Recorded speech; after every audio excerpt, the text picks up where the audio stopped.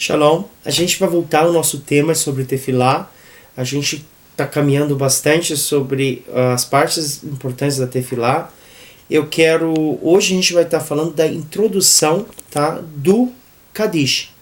Kaddish é um tema muito à parte e essa aula vai ser uma introdução porque a gente vai ter alguns shiurins falando sobre a grandiosidade do Kaddish. Garanto a vocês que depois que a gente começar a ver todas as histórias do Kaddish, como é que foi decretado e tudo, vocês vão olhar com outro olhar sobre a grandiosidade do Kaddish. Tá? Todo o material que eu preparei foi tirado do Shulchan Aruch, do Orach Chaim, tá? Não sei se dá para ver aqui. Do Penei Halachá, tá? Em inglês, tem em hebraico. E a história do Kaddish, tá? Que vem do Leon Wislang, e a gente vai começar a falar isso, tá? Meu nome é Abraão Franco e a gente vai começar a detalhar o que é o Kaddish na visão porque os Chachamim decretaram na Tefilá judaica, na oração judaica. Quando pensamos em oração judaica, pensamos no Shema, pensamos na Amidá, pensamos em outras orações relacionadas. Mas eu penso que muitos judeus sabem mais recitar o Kaddish.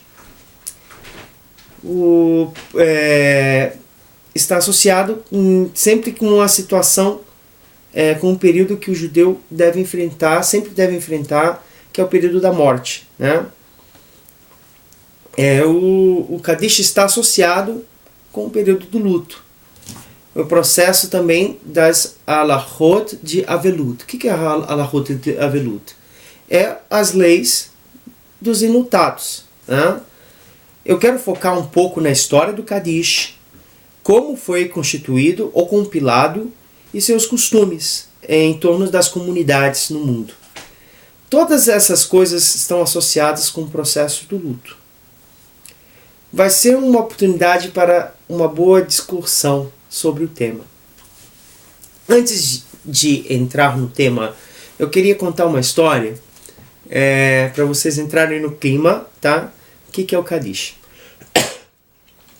Em alguma comunidade nos Estados Unidos, um jovem rabino formado, ele assume a frente de uma comunidade tradicional e antiga na cidade de Ohio, nos Estados Unidos. E lá, ele vai substituir um rabino que faleceu. Chegando lá nessa comunidade, ele para poder se acercar mais da Kehilá, ele começou a ir a Tefilá de Shaharit, né, para ver os costumes, para ver a reza, como eles gostam de rezar. Chegando lá, na hora do Kaddish, ele notou que um rezava Kaddish em pé e o outro rezava Kaddish sentado. E ao mesmo tempo eles brigavam um com o outro. E o rabino não sabia o que fazer. Chegou lá com esses dois Yehudim e disseram: Rega, calma, por que vocês estão brigando? E o primeiro, que estava de pé, disse: não, que é o costume da comunidade rezar o Kaddish de pé. E o outro, que estava sentado, disse: não, o costume da comunidade é rezar sentado.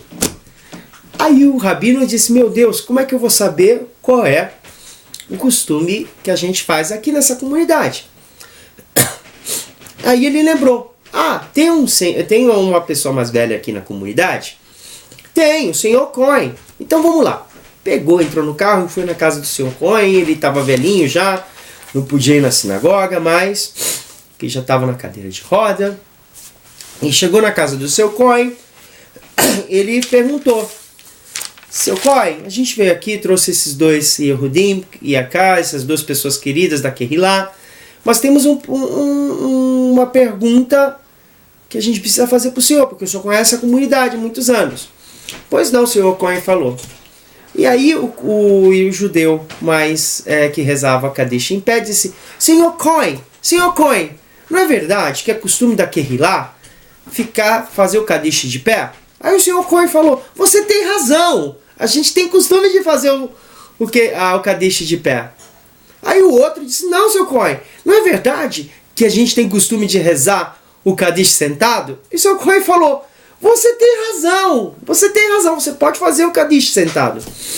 Aí o rabino disse, pera, rega, tá fazendo uma combalagã, tá fazendo uma confusão, eu não entendo mais o que é, qual é o costume? Aí o seu Cohen falou, o costume da comunidade é brigar, esse é o costume da comunidade, né? Mas brincadeira à parte, é uma grande verdade, a gente tem tantos costumes que acaba entrando numa grande confusão, tá? É isso que eu vou tentar esclarecer hoje. Bezat Hashem, se a gente deve fazer o Kadish sentado ou em pé, né? Como os Rachamim estão relacionados essa questão, se o Kadish está relacionado com algo triste. Vamos contar uma história como os nossos Rachamim decretaram a recitação do Kadish. A primeira coisa é saber que Kadish não está relacionado com a morte, tá? A base do Kadish não tem nada a ver com a morte, mas sim uma exaltação, né, a Kadosh Baruch Hu. Não há nada na história judaica que relacione o Kadish com a morte. Nada a ver com a Avelut. Originalmente nada a ver com o processo do luto ou da morte. O que vou fazer aqui é a respeito dos diferentes Kadishim, a parte da tradição judaica, e como a tradição englobou o Kadish como uma oração ao falecimento.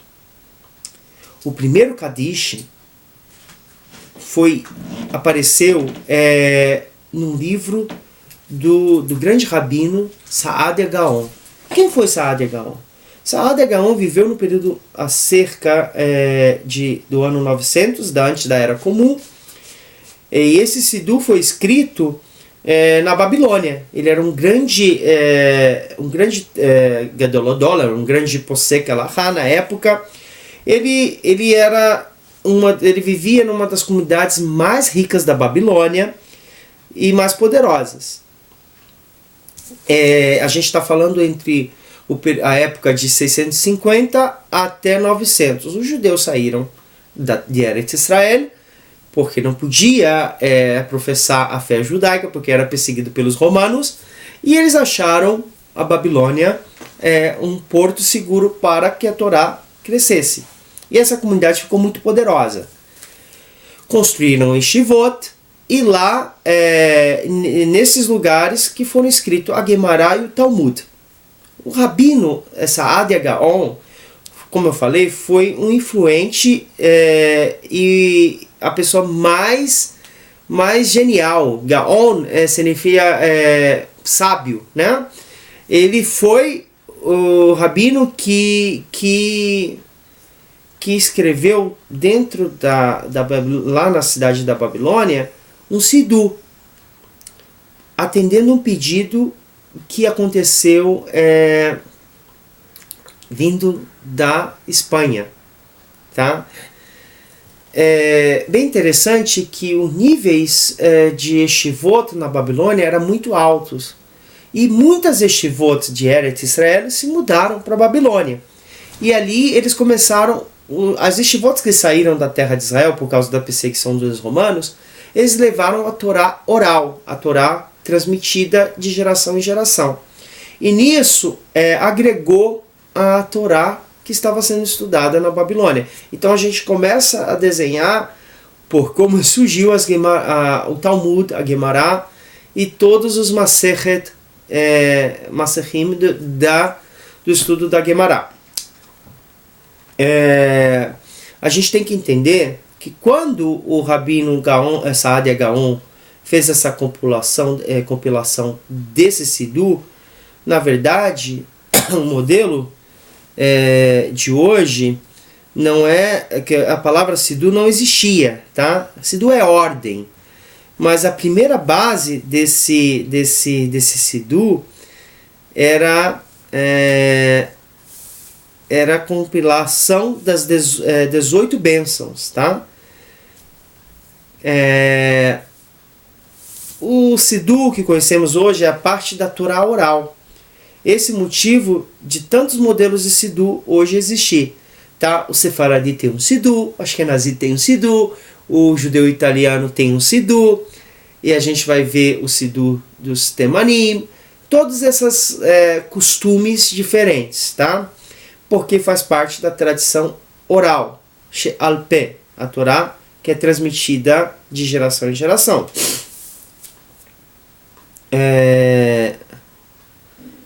A base do Siddur, mais adiante, durante os anos, foram adicionadas, depois de muitos anos, foram adicionadas diferentes tradições e orações, como o Piyutim. O que é o Piyutim? É canções que estão dentro do Sidurim, tá? A gente vai ver Yehudah Halevi, que foi uma grande pessoa que escreveu o Piyutim. Os primeiros Sidurims europeus que conhecemos foram publicados na Espanha, por causa dos judeus de Córdoba. Córdoba também era uma cidade que tinha muito dinheiro. E havia muitos diferentes costumes. Ao invés de rezar todos juntos, era uma confusão na hora da reza. Ou seja, por exemplo, a pessoa ia para a sinagoga, quem gostava de rezar o Shema, só rezava o Shema. Quem gostava de rezar a Amidá, só rezava a Amidá. Quem gostava de falar o Alenu Leshabea, que é a oração final, rezava só o Alenu Leshabea. Agora imagina, dentro do mesmo ambiente, do mesmo horário, a pessoa está fazendo o Kriyat Shema, está fazendo a Amidá, está fazendo o Alenu Leshabea. Então pode imaginar a confusão de idiomas, de línguas, de melodias. E o pior, isso atrapalhava tudo, era uma desordem total, né? Então, a comunidade da Espanha escreveu para Saad Gaon: por favor, não sabemos como proceder. A gente precisa de um ceder, de uma ordem. E aí surgiu o Siddur, tá? O que, como eu falei há pouco, o Rav Saad Gaon, ele primeira vez chamou esse livro de Ordem das 18 Berahot. Porque ele chamou assim, na tradição da Torá oral, cada judeu deve recitar 100 Berahot. O judeu recita as bênçãos, e assim, se for de uma forma organizada do Siddur, ele está cumprindo essa berahá, ele está cumprindo essa mitzvah, perdão. Ele está cumprindo essa mitzvah de recitar 100 berahot. Então a gente começa a ver as ordens das bênçãos, tá? E era preciso, quem fazia inicialmente essas orações, essas tefilot, era o líder da comunidade, o líder espiritual. Tá? E a gente vai falar no decorrer mais dessa introdução quem são os líderes, né? Quem que os Rachamim decretaram para fazer a liderança das tefilot. Deveriam saber o suficiente, ou seja, quem são essas pessoas? Essas pessoas precisavam saber o suficiente decorado, tá? De memória, de modo memorizado, as tais oração, as tais tefilot. A reza tem muitas pessoas que não sabiam, então elas iam para as tefilot para escutar as rezas. Então elas escutavam e diziam amém, né? Então uma das coisas básicas da oração judaica é o Shema, a Amidá. Então o líder dessa comunidade, dessa Keilah, deveria saber falar essas orações, ainda além do mais, até hoje, tá? Essa pessoa tinha que ter um nível mais profundo das leis judaicas e saber Torá, conhecer toda a Torá de cabeça. Então não era qualquer pessoa que podia fazer essas orações. Tinha que ser Shomer Shabbat, tinha que cumprir Shabbat, tinha que comer kasher, tinha que ser casado. né? Então tinha esses requisitos para poder chegar nesse patamar, tá? Então eles eram guiados por esse líder que acabou sendo chamado Shelia Tzibur. Shelia Tzibur é o enviado da comunidade, do público, né, que vai subindo. É bem interessante que dentro dessas Kehilot na Babilônia, eles não falavam hebraico, eles falavam aramaico, tá? O aramaico porque a maioria dos judeus na Babilônia falavam aramaico. Como hoje em dia essas pessoas traduzem por exemplo, hoje em dia, se você pega um Sidu em português, tem a tradução em hebraico e a tradução em português. O problema maior de toda a história judaica é que a maioria dos judeus não sabem o hebraico. Tá? Então o hebraico vai ser de uma classe, uma minoria muito pequena. Baruch Hashem, a gente vê que as pessoas estão estudando, estão melhorando, e a língua é a identidade nacional. Se a pessoa não fala o idioma, não entende o idioma, a gente está falando, não está só repetindo palavras vagas, né? Então a gente tem outro sentido, porque ainda rezamos em hebraico, porque hebraico é a língua Lashon HaKodesh. Então é importante rezar em hebraico, porque essa é a língua que a Kadosh Baruch Hu se comunicava. Mas, na forma geral, na Babilônia, como a gente está falando do período do Rabino Saada Gaon, as pessoas falavam aramaico.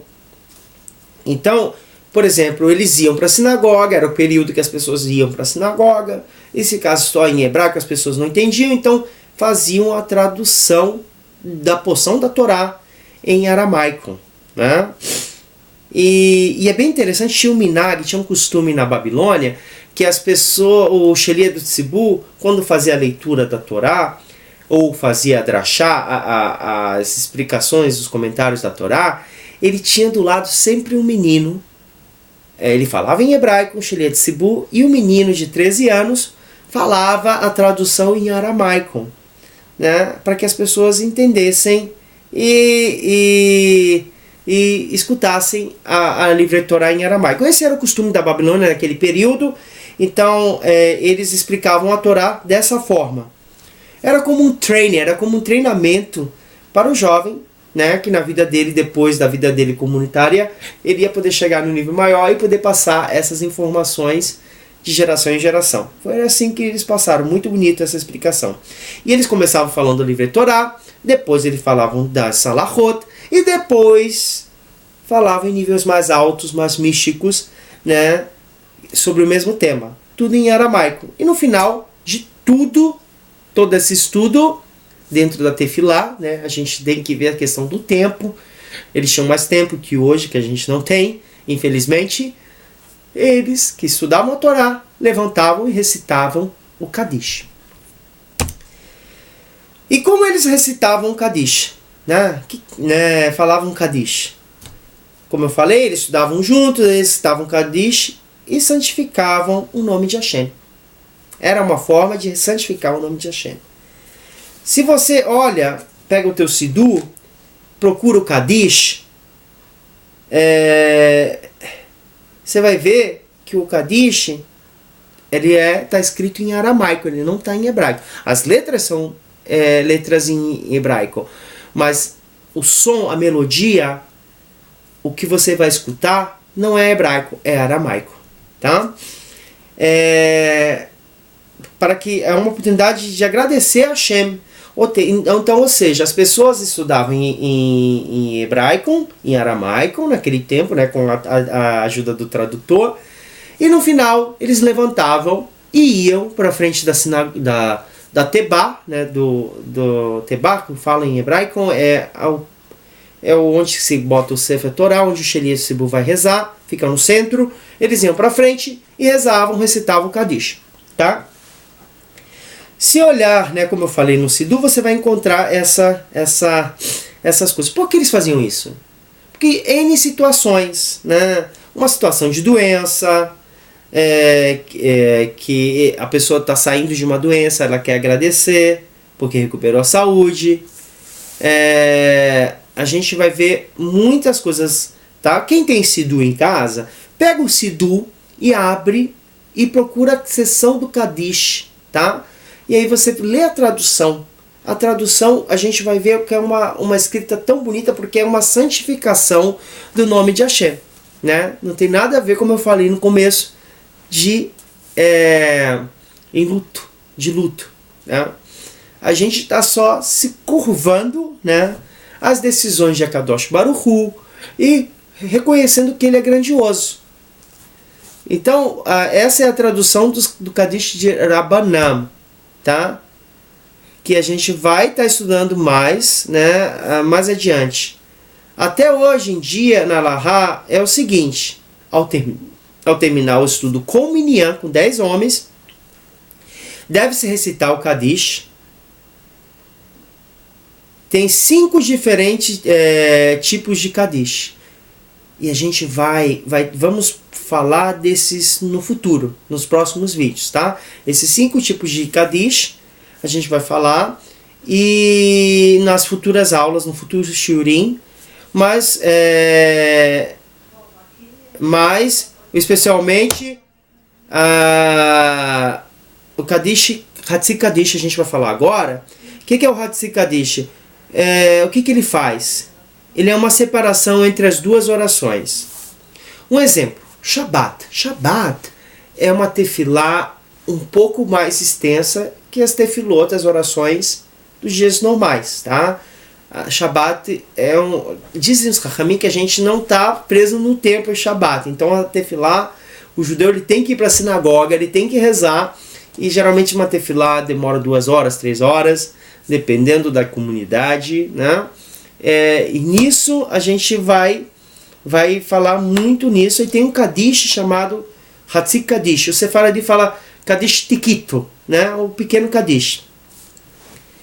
E esse Kadish é pela metade. O que ele faz? Ele é uma separação entre 2 orações, tá? Um exemplo, como eu falei no Shabbat, né? A gente tem uma oração muito extensa, e aí a gente vai agregar o Kadish, Hatzi Kadish, né, que vai fazer essa separação, mas conectando uma tefilá, um período da tefilá com a outra, tá? Temos um Kadish curto, que é o Tikabal.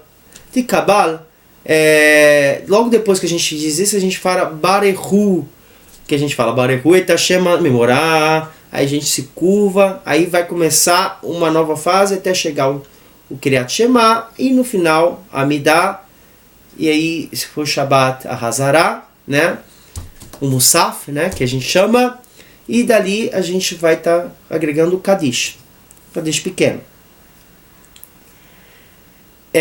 Quando o Siddur foi organizado, os Pasukim Zimra não estavam,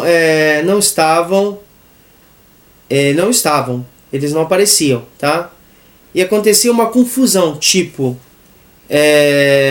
quem gostava de rezar o Shema, rezava só o Shema, e além da troca das melodias, da Magná, né? Então as pessoas faziam, não era parecido com uma oração formal, era parecido com uma oração informal, e todo mundo rezando no mesmo local. Então as orações, se você for ver nos últimos vídeos, a oração, para ser aceita, precisa das 10 pessoas rezando numa sintonia, né? Finalmente vai aparecer o Hazan. O Hazan é o cantor, e ele vai tentar organizar junto com... Se não tem o Hazan, vai ser o Shliach Tzibur. A pessoa, o que é o Shliach Tzibur? Dentro dos 10, ou dentro da comunidade, a comunidade escolhe aquela pessoa para ser o Shliach Tzibur, tá? A comunidade. Geralmente aqui em Israel, você vai numa tefilá, Baruch Hashem Israel, principalmente em Jerusalém, você vai quer rezar Minha, você entra no negócio, aí você numa salinha, aí as pessoas vão entrando, até na estação de ônibus mesmo, aí a pessoa fala, vai rezar você. Aí o cara, não, vai o outro, reza você. Aí ele diz, não, quando a terceira chama, você está obrigado a rezar. Aquela pessoa vai rezar. Então é como se estivesse elegendo aquela pessoa para rezar pela coletividade, tá? O Hazan é aquela pessoa que tem uma voz mais bonita, ela canta mais profissionalmente, então ele sabe todas as melodias das festas, de Pessah, de Rosh Hashanah, de Yom Kippur. Então é uma coisa, o Hazan, então, além da tefilá que ele canta, ele vai também saber outros tipos de piutim, de poemas e de música, tá?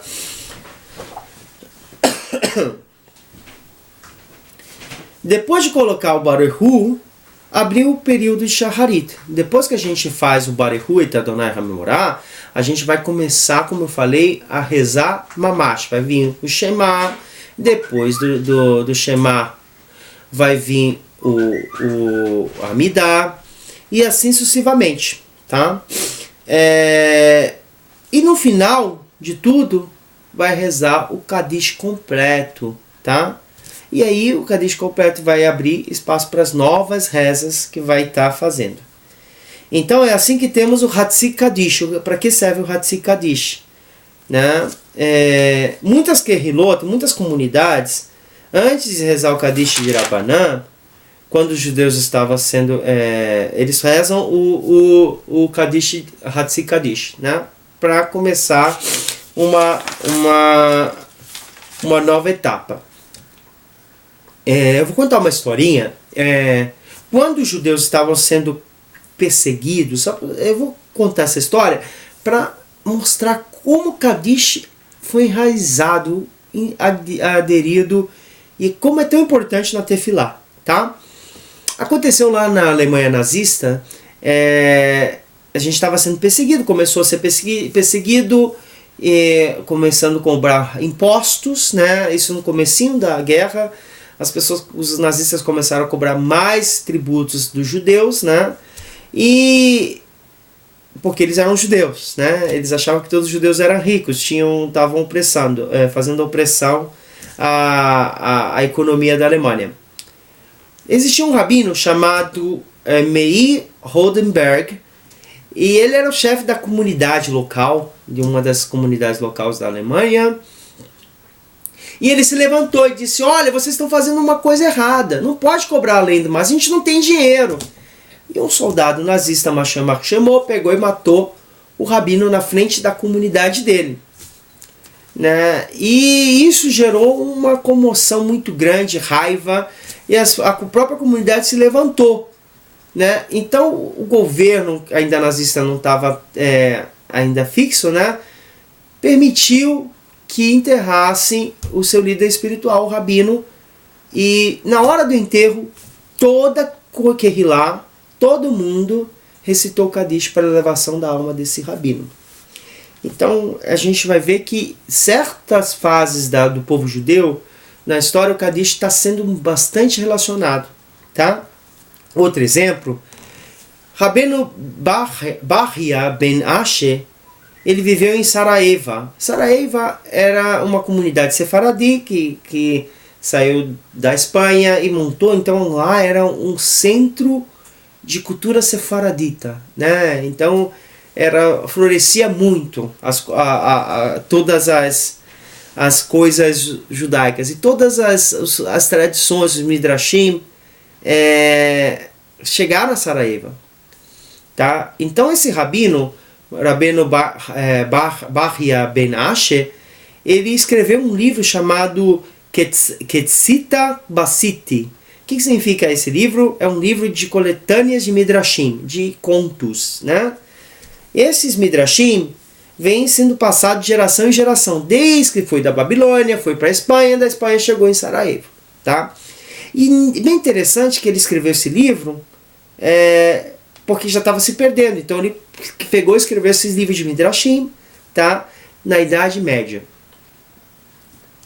E uma desses midrashes, ele fala, um midrash que relaciona o Rabi Akiva, que estava dando uma volta em um parque. Quando eles falam, se a gente for entender um pouquinho a história há 2000 anos atrás, como é que era a vida nas cidades judaicas, nos chuvins, né, nos assentamentos judaicos daquela época, as cidades eram muito pequenas, muito casas com casas, né?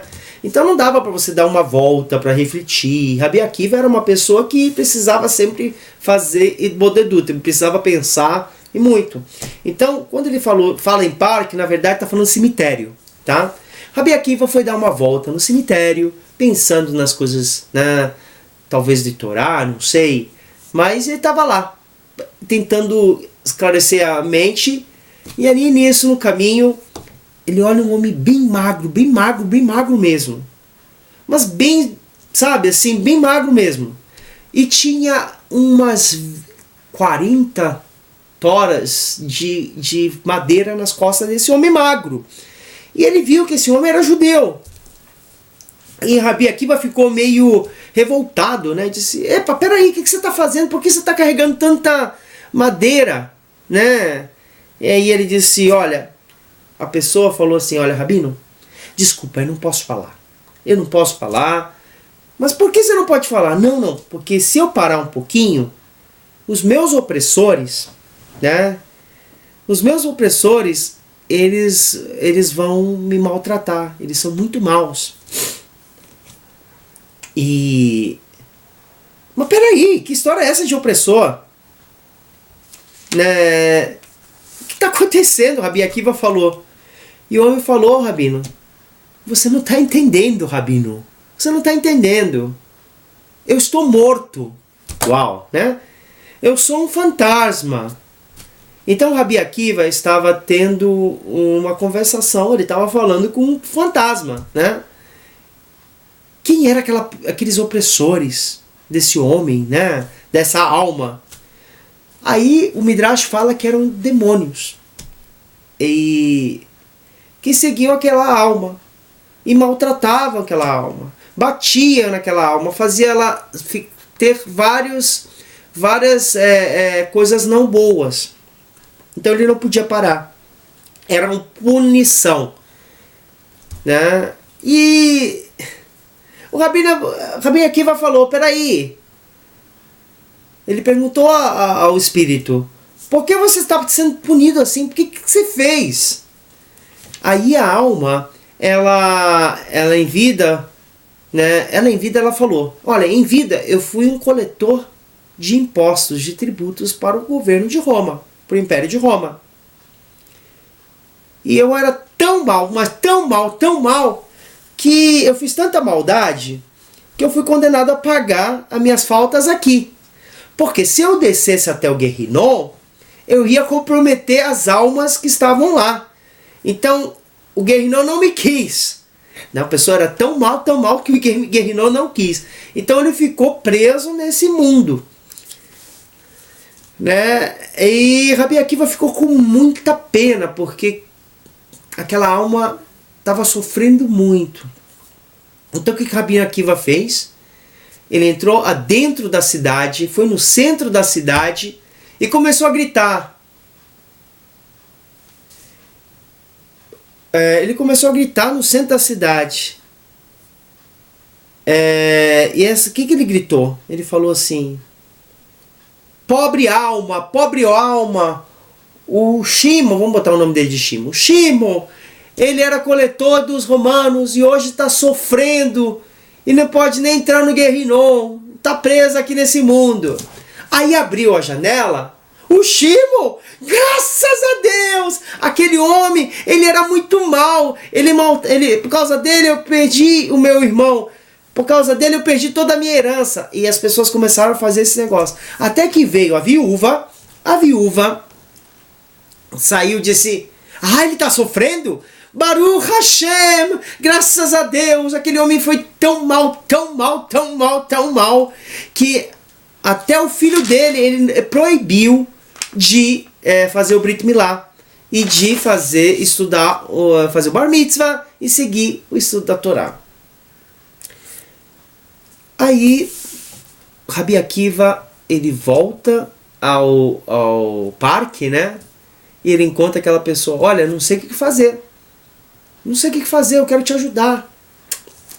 Aí a alma fala assim, Rabi Akiva, eu sou um caso perdido, tá? Mas eu entendo que eu fui muito mal com o meu filho. E eu não dei a chance dele de cumprir Torah e Mitzvot. Agora, eu no mundo da verdade, eu sei que essas coisas são muito importantes. O estudo da Torá. Isso realmente garante alguma coisa. Não é o ouro nem a prata. Não é castelos, roupas caras. Mas sim o estudo da Torá. Mas se eu pudesse voltar, eu ia pedir para que meu filho rezasse por mim. Que ele estudasse Torá por mim e santificasse o nome de Deus em público. Talvez, o fantasma falou, o fantasma do Shimon falou, talvez, assim eu poderia ser aliviado e talvez, quem sabe um dia eu poderia ser absolvido dessa punição. E o Rabi Akiva ficou tão triste que voltou para a cidade e aí foi na casa da viúva e falou assim, olha, a senhora permite eu ensinar o seu filho Torá e Mitzvot? A viúva disse, claro. Então ele foi até o menino, até o jovem, e explicou para ele, e ele começou a ensinar a Torá para esse jovem.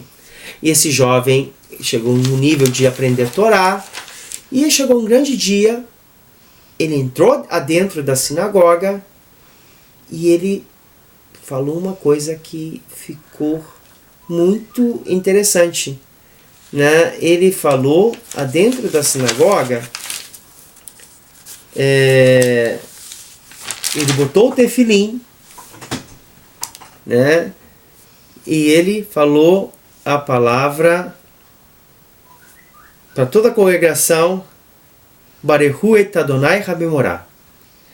Barehu et Adonai Hamemorá. Aí a comunidade, a Kehilá, o Kahal, ele falou Amém, Ken, Amém, Yeshemerabá. Amém, Yeshemerabá. O que essas palavras querem dizer?